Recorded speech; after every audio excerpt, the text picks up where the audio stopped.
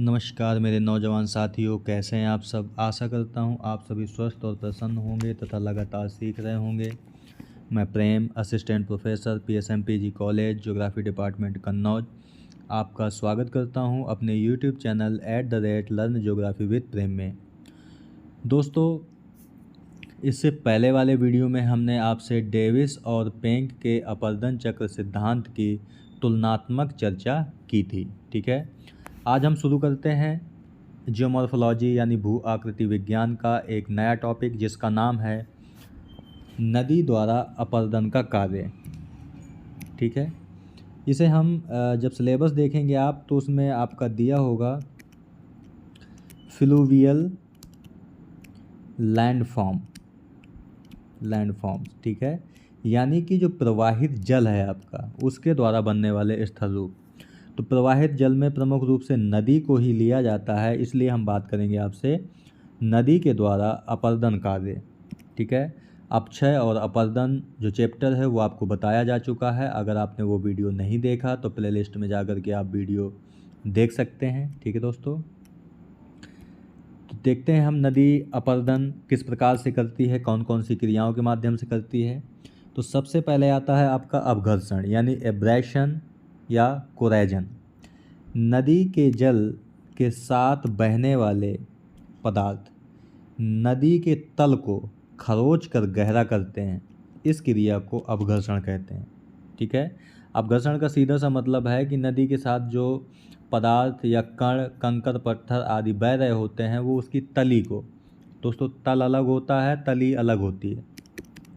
जैसे ये जल भरा हुआ है तो ये ऊपर वाला जो भाग है इसका तल है, लेकिन जो नीचे वाला भाग है इसकी तली है।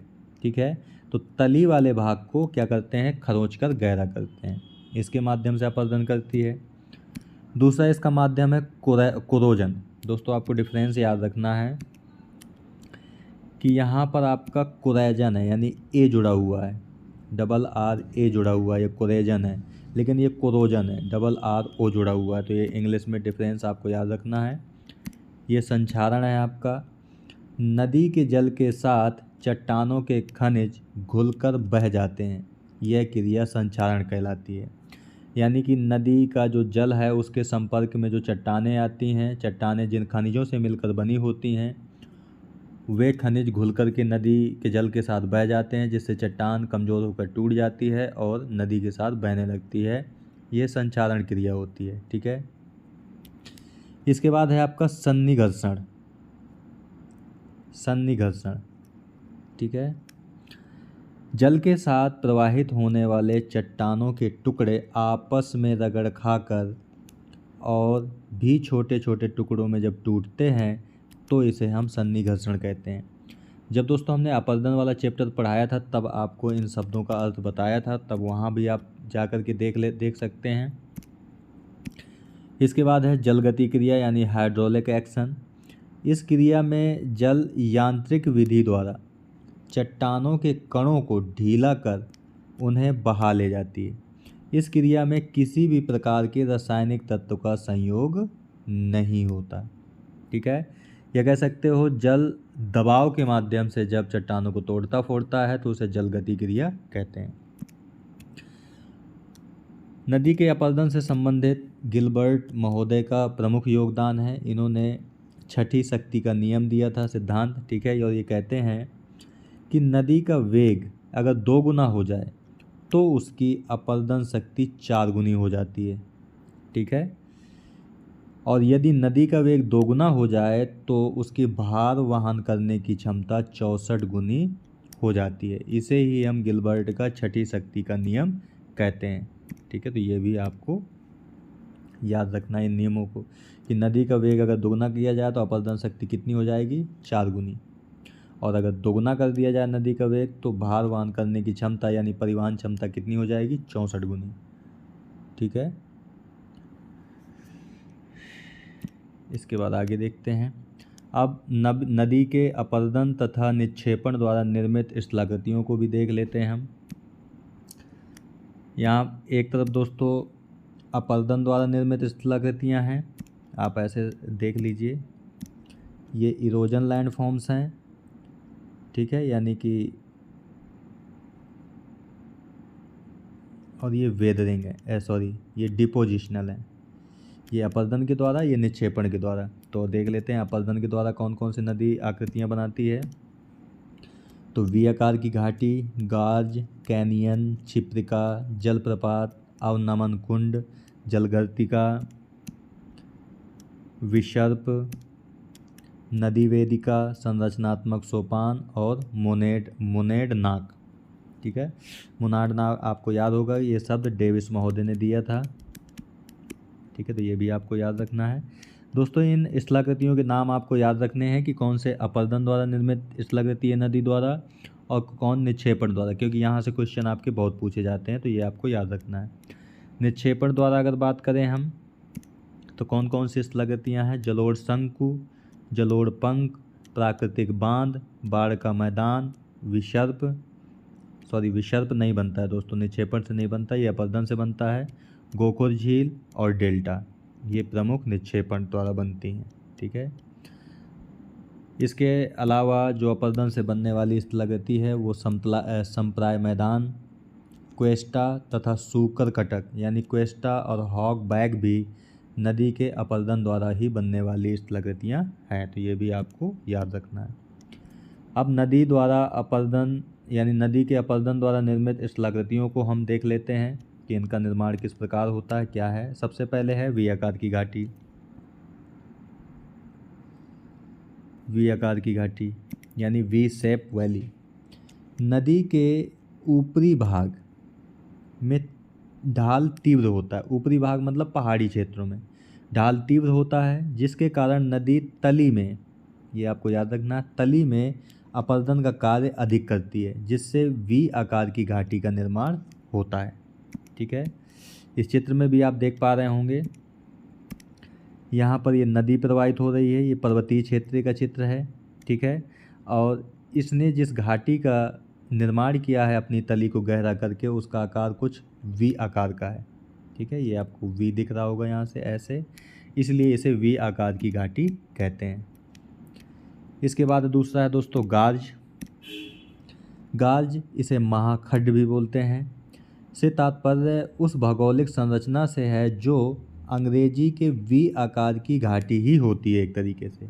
ठीक है, इस घाटी के दोनों पार्श्व ढाल मतलब किनारे वाले ढाल खड़ी दीवार के जैसे होते हैं। ये बेहद संकरी घाटियाँ होती हैं जिनके सीधे खड़े ढलान होते हैं, जिसे अंग्रेजी के वी अक्षर की संरचना जैसा आभास होता है।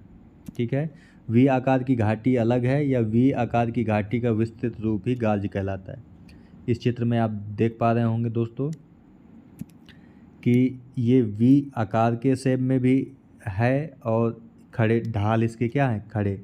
यही एक डिफरेंस है वी आकार की घाटी और गार्ज में। वी आकार की घाटी में जो ढाल होता है, उसका जो ढाल होता है थोड़ा नॉर्मल होता है, लेकिन गार्ज में उसका ढाल कैसा हो जाता है, खड़ा हो जाता है। ठीक है, इसके बाद है दोस्तों कैनियन। ये गार्ज का ही एक विस्तृत रूप है, कैनियन कहलाता है। ये गार्ज की तुलना में अधिक गहरा और सकरा होता है, तो ये आपको डिफरेंस याद रखना है, ये गहरा भी होता है, सकरा भी होता है। संयुक्त राज्य अमेरिका में कोलोराडो नदी ग्रैंड कैनियन का निर्माण करती है, तो ये आपसे पूछा जाता है क्वेश्चन कि ग्रैंड कैनियन कौन सी नदी बनाती है, तो कोलोराडो नदी बनाती है। ये विश्व का सबसे बड़ा कैनियन है। इस चित्र में आप देख सकते हैं, ये ग्रैंड कैनियन का चित्र है। ये आपकी कोलोराडो नदी बह रही है। ठीक है, और इसके आप ढाल देख सकते हैं, एकदम खड़े हैं, और ये सकरी और गहरी घाटी होती है, यानी ऊपर से खड़े होकर आप देखेंगे तो जो नदी दिखेगी आपको वो एक धारा के रूप में प्रवाहित होती हुई दिखेगी। ठीक है, ये विश्व का सबसे बड़ा कैनियन है ग्रैंड कैनियन। ये लगभग 17,000 फीट गहरा गार्ज है। ठीक है, इसी तरह सिंधु नदी, ब्रह्मपुत्र नदियाँ भी गहरे गार्जों का निर्माण करती हैं। ठीक है, इस क्षेत्र में दोस्तों तीनों का डिफरेंस आप देख सकते हैं। ये आपकी वी आकार की घाटी है, जिसका ढाल आप देख सकते हैं थोड़ा नॉर्मल है, ये नदी प्रवाहित हो रही है। इसमें जब आप देखेंगे तो ढाल अत्यधिक खड़ा हो गया है। ठीक है, और जब कैनियन में देखेंगे आप तो जो ये गहरी भी है और ये सकरी भी है, इसका ढाल जो है वो बहुत तीव्र है। ठीक है, तो ये आप डिफरेंस तीनों का देख सकते हैं। इसके बाद है जलप्रपात यानी कि वाटरफॉल। जब नदियों का जल ऊंचे भाग से तीव्र ढाल के सहारे लंबवत नीचे गिरता है, ये आपको याद रखना है। जल जब ऊंचे भाग से तीव्र ढाल के सहारे लंबवत नीचे गिरता है तो इसे हम जलप्रपात कहते हैं। जब नदी के मार्ग में कठोर चट्टान के बाद कोमल चट्टान की स्थिति होती है तो कोमल चट्टान काटकर बह जाती है तथा जलप्रपात का निर्माण होता है। ठीक है, तो ये भी आपको याद रखना है। मान लीजिए ये आपकी कठोर चट्टान है, इसके नीचे कोमल चट्टान है, इसके ऊपर भी कोमल चट्टान है और कोमल चट्टान थोड़ी बाहर की ओर निकली हुई है। तो जब ये चट्टान गिर जाएगी तो यहाँ से जो जल गिरेगा वो सीधे लंबवत रूप से नीचे गिरेगा, जिससे किसका निर्माण होगा? जलप्रपात का। इस चित्र में आप देख पा रहे होंगे कि जलप्रपात का चित्र दिखाया गया है। जल जब ढाल के सहारे तीव्र गति से ऊपर से नीचे की ओर लंबवत रूप में गिरता है तो उसे क्या कहते हैं? जलप्रपात कहते हैं। ठीक है, तो ये भी आपको याद रखना है। भारत और विश्व में बहुत से ऐसे बड़े बड़े जलप्रपात पाए जाते हैं जो आपके कंपटीशन एग्ज़ाम में भी काफ़ी पूछे जाते हैं, जिनको आपको याद रखना होता है। ठीक है, इसके बाद हम आगे देखते हैं। जैसे भारत में बात करें तो धुआंधार जलप्रपात जो जबलपुर में है, आपका एमपी में है। यहाँ पर जो चित्र दिखाया गया है ये चित्रकूट जलप्रपात का है। एक नाम है चित्रकूट जलप्रपात, उसका यहाँ पे चित्र दिखाया गया है। इसके अलावा जैसे नियाग्रा जलप्रपात जो कनाडा और यूएसए की सीमा पर है, विक्टोरिया जलप्रपात जो कि जाम्बेजी नदी पर है, ऐसे बहुत से जलप्रपात हैं। इसके बाद है अगली स्थलाकृति है आपकी अपर्दन द्वारा जलगर्तिका यानी पोर्ट होल। नदी की तली, दोस्तों तली और तल में आपको हमेशा डिफरेंस याद रखना है। तली मतलब जिस चट्टान पर नदी प्रवाहित हो रही है। तो नदी की तली में कठोर चट्टानों के बीच जब किसी चट्टान पर कोमल यानी किसी स्थान पर कोमल चट्टानें होती हैं तो वहाँ की मिट्टी का अपरदन हो जाता है, जिससे छोटे छोटे गर्त बन जाते हैं। इन्हें ही जलगर्तिकाएँ कहते हैं। इन गर्तों में चट्टानों के छोटे छोटे टुकड़े प्रवेश कर जल के साथ घूमने लगते हैं, जो गर्तों को खरोच कर बड़ा कर देते हैं। तो ये आपको याद रखना है। इस चित्र में आप देख पा रहे होंगे नदी ये प्रवाहित हो रही है। ठीक है, ये इसकी तली है। इस तली में यहाँ पर कौन सी चट्टान थी? कोमल चट्टान थी, जिसको नदी के साथ बह रहे कंकड़ पत्थरों ने काट करके गहरा कर दिया है। तो इसे ही आप क्या कहते हैं? जलगर्तिका कहते हैं। इसके बाद है नदी विसर्प यानी कि मियांडर।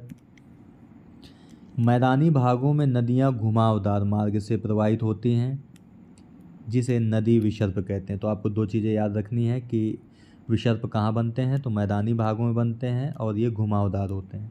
ठीक है, जिसे हम कहते हैं बल खाते हुए नदी जब चलती है तो उसे आप क्या कहते हैं? नदी विसर्प कहते हैं।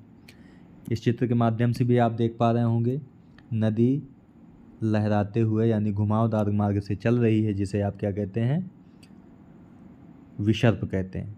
ठीक है, इनको भी अभी हम देखेंगे, लेवी बाढ़ग्रस्त मैदान क्या होता है आपका। इसके बाद है आपका क्षिप्रिका यानी रैपिड। नदी के मार्ग का वह हिस्सा जहाँ किसी अवरोध के कारण ढाल सामान्य की अपेक्षा अधिक तीव्र होता है। यानी कि सामान्य ढाल में नदी बह रही है जैसे ऐसे ऐसे, ठीक है, और यहाँ पर ढाल क्या हो गया? तीव्र हो गया, एकदम अधिक तीव्र हो गया, फिर इसके बाद नदी बह रही। तो ये जो होगा आपका क्या होगा? क्षिप्रिका यानी कि रैपिड होगी। अधिक तीव्र होता है और जल प्रवाह अत्यधिक तीव्र होता है। यह जलप्रपात और सामान्य प्रवाह के बीच की स्थिति होती है। यानी कि जलप्रपात की ऊंचाई अधिक होती है और जो क्षिप्रिका होती है जलप्रपात से कम ऊंचाई की, लेकिन सामान्य ढाल से अधिक ऊंचाई की होती है। और सामान्यतः यहाँ नदी के तली कठोर चट्टानों की होती है। ठीक है, इसके बाद है आपका अगला है संरचनात्मक सोपान यानी कि स्ट्रक्चरल बेंचेस। नदी के मार्ग में कभी कभी कठोर तथा मुलायम चट्टानों की परतें क्रम से एक दूसरे के बाद क्षैतिज अवस्था में मिलती हैं। ठीक है, इस परिस्थिति में नदी द्वारा विशेषक अपरदन यानी कि डिफरेंशियल इरोजन द्वारा कठोर तथा मुलायम चट्टानों का कटाव विभिन्न दरों से होता है। ठीक है, ये आपको हमेशा याद रखना है कि कठोर चट्टान सबसे पहले कटती है, मुलायम चट्टान आसानी से कट जाती है, कठोर चट्टान बाद में कटती है। इसलिए कहते हैं कि दर अलग होती है दोनों के कटाव की। कठोर चट्टानों की अपेक्षा कोमल चट्टानें शीघ्र कट जाती हैं तथा कठोर एवं प्रतिरोधी चट्टानें निकली रहती हैं। इस तरह विशेषक अपरदन द्वारा सोपनाकार सीढ़ियों का नदी की घाटी के दोनों ओर निर्माण हो जाता है। इसे ही हम क्या कहते हैं, संरचनात्मक सोपान कहते हैं। इस चित्र में भी आप देख पा रहे होंगे, ये आपकी कोमल चट्टान है, ये कठोर चट्टान है। कोमल कठोर कोमल कठोर। ठीक है, इस तरफ भी यही चीज़ है। तो नदी ने क्या किया है, कोमल चट्टानों को काट दिया है और कठोर चट्टानें बाहर की ओर निकली हुई हैं। ठीक है, तो ये क्या बन रहा है, एक सीढ़ी नुमा आकृति बन रही है, इसीलिए संरचनात्मक सोपान कहा गया इसे। ठीक है, इसके बाद है नदी वेदिका यानी रिवर टेरेस। प्राचीन घाटी नवीन घाटी से एक सीढ़ी या सोपान द्वारा अलग होती है। प्राचीन मतलब पुरानी घाटी नवीन घाटी से एक सीढ़ी द्वारा अलग होती है। इसी सोपान को नदी वेदिका यानी कि रिवर ट्रेस के नाम से जाना जाता है। इस चित्र में भी आप देख पा रहे होंगे, ये आपकी पुरानी घाटी है, ये नई घाटी है जो एक सीढ़ी नुमा भाग से अलग हो रही है। ठीक है, इस तरफ भी यही है, पुरानी घाटी नई घाटी पुरानी घाटी, तो एक ये सीढ़ी नुमा भाग से अलग हो रही है। इसी को हम क्या कहते हैं, नदी वेदिका कहते हैं यानी कि रिवर ट्रेस कहते हैं। इसके बाद है नदियों द्वारा निर्मित स्थलाकृतियाँ, निक्षेपण स्थलाकृतियाँ यानी डिपोजिशनल लैंडफॉर्म्स के बारे में अब हम देखते हैं। नदी जब पर्वतीय क्षेत्र से मैदानी भाग में प्रवेश करती है तो उसके वेग में काफ़ी कमी आ जाती है, जिसके कारण नदी के साथ बहने वाले मोटे अवसाद जमा हो जाते हैं। यानी कि नदी का प्रवाह जब ज़्यादा होता है, ढाल ज़्यादा होता है, तो उसके साथ जो बहने वाले पदार्थ हैं वो तीव्र गति से आगे बढ़ते हैं। लेकिन जब मैदानी भाग में आ जाती है तो उसका वेग कम हो जाता है, तो उसकी परिवहन शक्ति भी कम हो जाती है। तो जो पदार्थ होते हैं वो क्या होने लगते हैं, जमा होने लगते हैं, जिससे जलोढ़ शंकु जलोढ़ पंख का निर्माण होता है। नदी अपने मध्य भाग में निम्नलिखित स्थलाकृतियों का निर्माण करती है। देखते हैं कौन कौन। सबसे पहले आपका जलोढ़ शंकु और जलोढ़ पंख यानी एलुवियल फैंस। नदियाँ पहाड़ी भाग से मैदानों में प्रवेश कर मंद गति से बहने लगती हैं, जिससे पर्वतपदीय का मतलब होता है दोस्तों, जैसे ये आपका पर्वत है तो पर्वत का पद यानी कि पैर, जहाँ से पर्वत शुरू होता है, तो पर्वतपदीय क्षेत्रों में मोटे अवसादों का जमा हो जाता है। ये तिकोने रचना जलोढ़ शंकु कहलाते हैं। यानी कि जो अवसादों का जमाव होता है, जब इसका आकार तिकोने होता है, तिकोन मतलब इस प्रकार होता है, तिकोन मतलब आप ऐसे त्रिभुज समझ सकते हैं, तिकोने आकार का होता है तो उसे शंकु कहते हैं।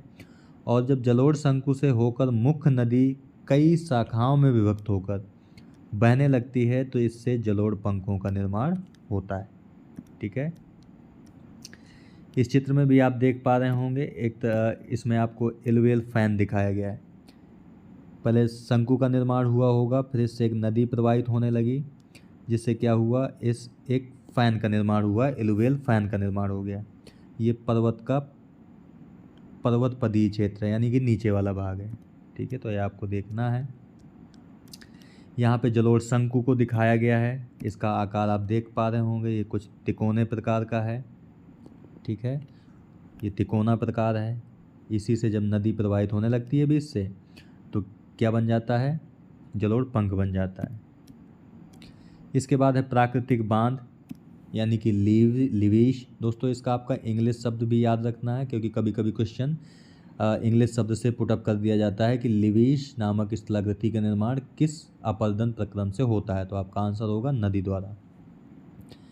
मैदानी भागों में नदी अपने दोनों किनारों पर मिट्टियों का जमाव करती है, जिससे दोनों तरफ बांध जैसी संरचना का निर्माण हो जाता है। इसे ही प्राकृतिक तटबंध कहते हैं। प्राकृतिक तटबंध या प्राकृतिक बांध कहते हैं। ठीक है, इसे हम अगले चित्र में देखेंगे तो और समझ में आ जाएगा आपको। इसके बाद है बाढ़ का मैदान। नदी की धारा के निकट क्षेत्र जहाँ बार बार बाढ़ आती है, वहाँ इकट्ठा बजरी, रेत इत्यादि नीचे पहाड़ी चट्टानों को छुपा देते हैं। इसके ऊपर मुलायम मिट्टी जमा हो जाती है। इस प्रकार के बने मैदान को बाढ़ का मैदान कहते हैं। ये काफ़ी उपजाऊ मैदान होते हैं, जैसे कि गंगा का मैदान, वो बाढ़ग्रस्त मैदान ही है। ठीक है, इस चित्र में आप दोस्तों दोनों चीज़ें समझ पाएंगे। ये आपकी नदी प्रवाहित हो रही है। ठीक है, नदी ने मिट्टी के जमाव द्वारा ये अपने प्राकृतिक तटबंध का निर्माण कर दिया है।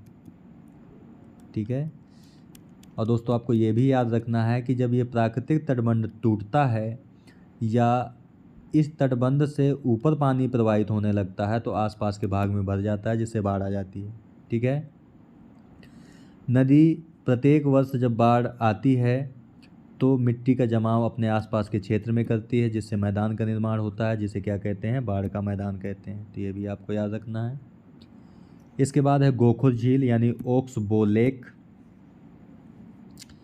कभी कभी नदी का जो विसर्प आप समझ गए कि मैदान में जब नदी घुमावदार मार्ग से प्रवाहित होती है तो वो आपका विसर्प कहलाता है। तो कभी कभी नदी का विसर्प इतना अधिक घुमावदार हो जाता है कि नदी विसर्प को छोड़कर सीधी बहने लगती है। ठीक है, जिससे नदी का एक हिस्सा अलग हो जाता है। इसे ही गोखुर झील या छाड़न झील के नाम से जानते हैं। इसे धनुषाकार झील भी कहते हैं दोस्तों, धनुषाकार झील। तो ये भी आपको याद रखना है। इस चित्र में आप स्पष्ट रूप से समझ पाएंगे कि जो नदी है विसर्प बन रहा है, घुमावदार मार्ग से प्रवाहित हो रही है इस प्रकार से। ठीक है, जब कभी नदी का वेग बढ़ता है तो वो क्या करती है, अपने एक घुमाव को छोड़ देती है। ये छोड़ दिया उसने। ठीक है, तो इससे जिस झील का निर्माण होता है उसे ओक्सबो लेक कहते हैं। ये आपको याद रखना है। ठीक है, इसके बाद है दोस्तों डेल्टा। नदी के निम्न भाग में भूमि का ढाल, निम्न भाग का मतलब दोस्तों जब नदी सागर से मिलने वाली होती है, ये निम्न भाग होता है उसका। ठीक है, तो नदी के निम्न भाग में भूमि का ढाल काफ़ी कम हो जाता है, जिससे नदी के बोझ की मात्रा बढ़ जाती है। नदी अपने निम्न भाग में अपना अधिकतम निक्षेपण कार्य करती है। नदी के इस निक्षेपण से डेल्टा का निर्माण होता है। इस भाग में नदियाँ कई भागों में विभाजित हो जाती हैं, होकर बहती हैं, जिसे हम गुम्फित नदी के नाम से भी जानते हैं। दोस्तों जो डेल्टा शब्द है वो हेरोडोटस महोदय ने दिया था, हेरोडोट्स महोदय ने दिया था। और हेरोडोट्स के बारे में आप जानते हैं, इन्हें इतिहास का पिता माना जाता है। ठीक है, तो डेल्टा शब्द किसने दिया था, हेरोडोट्स ने दिया था, जो कि इतिहास के पिता भी माने जाते हैं। अब आप इस चित्र के माध्यम से डेल्टा को भी समझ पाएंगे।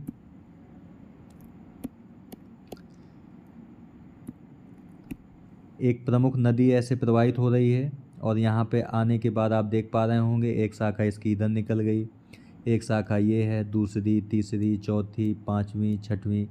तो ये एक प्रकार का डेल्टा बन गया आपका। जब इसका आकार देखेंगे तो कुछ इस प्रकार का ये डेल्टा, यानी इसे ये पंजे के समान हो जाती है। जैसे आपका ये हाथ है, फिर ये उंगलियां हैं आपकी, तो ये पंजे के समान हो जाती है। ठीक है, तो ये आपका डेल्टा है।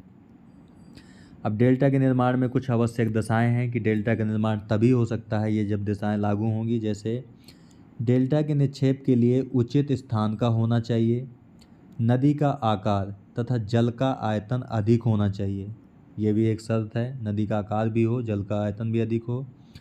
मुहाने के पास, यानी कि नदी जहाँ गिरने वाली है, सागर से मिलने वाली है, नदी के पास नदी का वेग अत्यंत मंद होना चाहिए, नदी में वेग नहीं अधिक होना चाहिए। जिस सागर में नदी गिरती है वहाँ पर सागरीय लहरों का वेग भी कम होना चाहिए, अन्यथा जो वेगवती यानी कि जो तीव्र लहरें होंगी वह निक्षेपित पदार्थ को काट कर अपने साथ बहा ले जाती हैं तथा डेल्टा का निर्माण नहीं हो पाता।